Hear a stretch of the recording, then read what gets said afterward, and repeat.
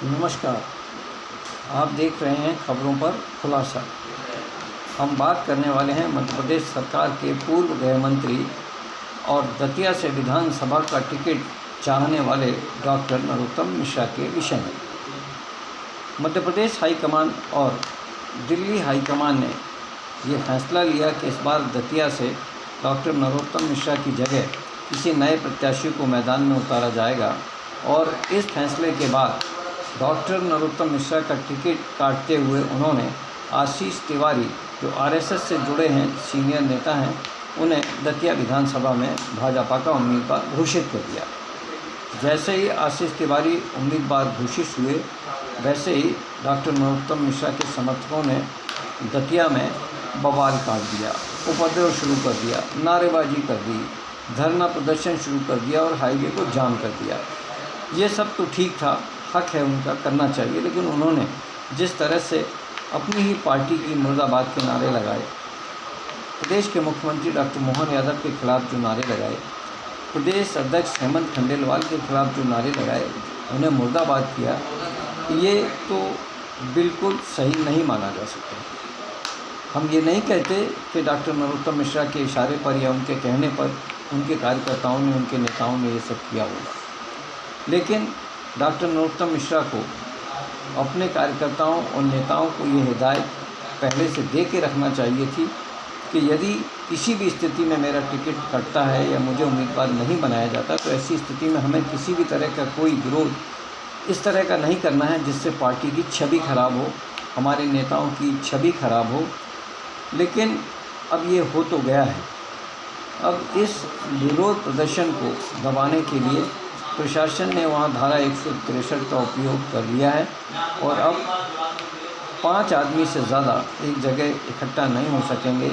इसके साथ ही किसी भी तरह का कोई हथियार लेकर अब कोई व्यक्ति नहीं चल पाएगा, फिर चाहे वो लाठी चाकू ही क्यों ना हो। इसके साथ ही किसी भी तरह का कोई प्रदर्शन नहीं होगा, कोई आम सभा नहीं होगी जब तक आप परमिशन नहीं लेंगे, किसी भी तरह का कोई साउंड पोल्यूशन नहीं होगा।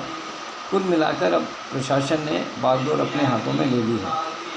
भारतीय जनता पार्टी के अनेक नेताओं को थाने में बिठा दिया गया है। सूत्रों की माने तो बीजेपी कार्यालय में बहुत सारे लोग बंद हैं, जिन्हें वहां एक तरह से बंधक बना दिया गया है।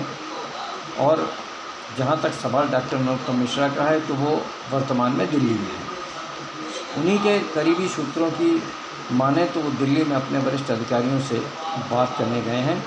इसी बीच डॉक्टर नरोत्तम मिश्रा की मुलाकात एक चैनल के संवाददाता से हुई और उस चैनल के संवाददाता ने जब टिकट काटे जाने को लेकर और उनके समर्थकों द्वारा विरोध किए जाने की बात उनके सामने रखी, तो बड़ी विनम्रता से डॉक्टर नरोत्तम मिश्रा ने कहा है कि मैं इस बात का विरोध करता हूं और किसी भी कार्यकर्ता या नेता को इस तरह का कोई काम नहीं करना चाहिए जिससे पार्टी की छवि खराब हो।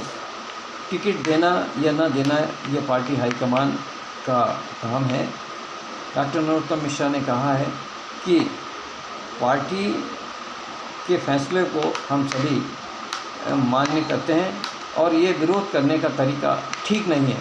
डॉक्टर नरोत्तम मिश्रा ने कहा है कि हमें पार्टी के फोरम में अपनी बात रखना चाहिए और न कि इस तरह प्रदर्शन करके और पार्टी के खिलाफ नारेबाजी करके हमें अपना प्रदर्शन नहीं करना चाहिए। जाहिर है डॉक्टर नरोत्तम मिश्रा इसके अलावा कुछ कह भी नहीं सकते थे। यदि डॉक्टर नरोत्तम मिश्रा अपने कार्यकर्ताओं की इस कार्यप्रणाली को ज़रा भी उचित ठहराते, तो शायद party high command doctor Narottam Mishra के खिलाफ ही कोई बड़ी कार्रवाई कर देता।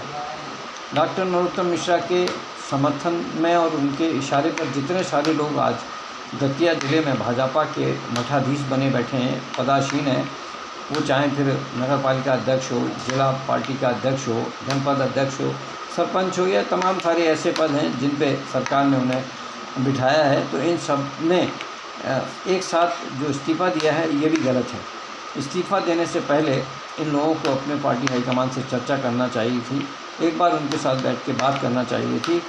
अगर कोई समाधान ना निकलता तो उसके बाद फिर इस रास्ते पर जाते। इन नेताओं ने ऐसा सब करके पार्टी के अनुशासन को तार-तार किया है, तो वहीं अपनी पार्टी के वरिष्ठ नेताओं को जो इस दरवाजे पर लाकर खड़ा कर दिया है, जिस दरवाजे से वो अगर बाहर निकलेंगे तो विपक्ष के नेता और विपक्ष की पार्टियाँ इन नेताओं को बिना तंज कसे नहीं रह सकेंगी। यानी इन नेताओं के खिलाफ बोलने का एक बड़ा मौका दतिया के भाजपा के नेताओं और कार्यकर्ताओं ने दे दिया।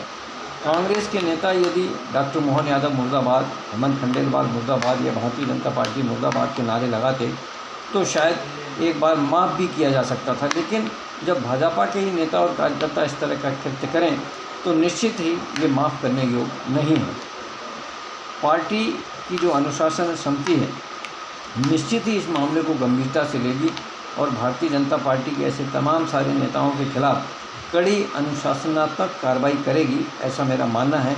जिन्होंने पार्टी की छवि को खराब करने का प्रयास किया और जिन्होंने डॉक्टर नरोत्तम मिश्रा, जिनका कद बहुत बड़ा है, ब्राह्मण समाज के बड़े नेता हैं, मध्य प्रदेश के नंबर वो 2 नेता रह चुके हैं, गृह मंत्री रहे हैं, तमाम सारे पदों पर वो रहे हैं।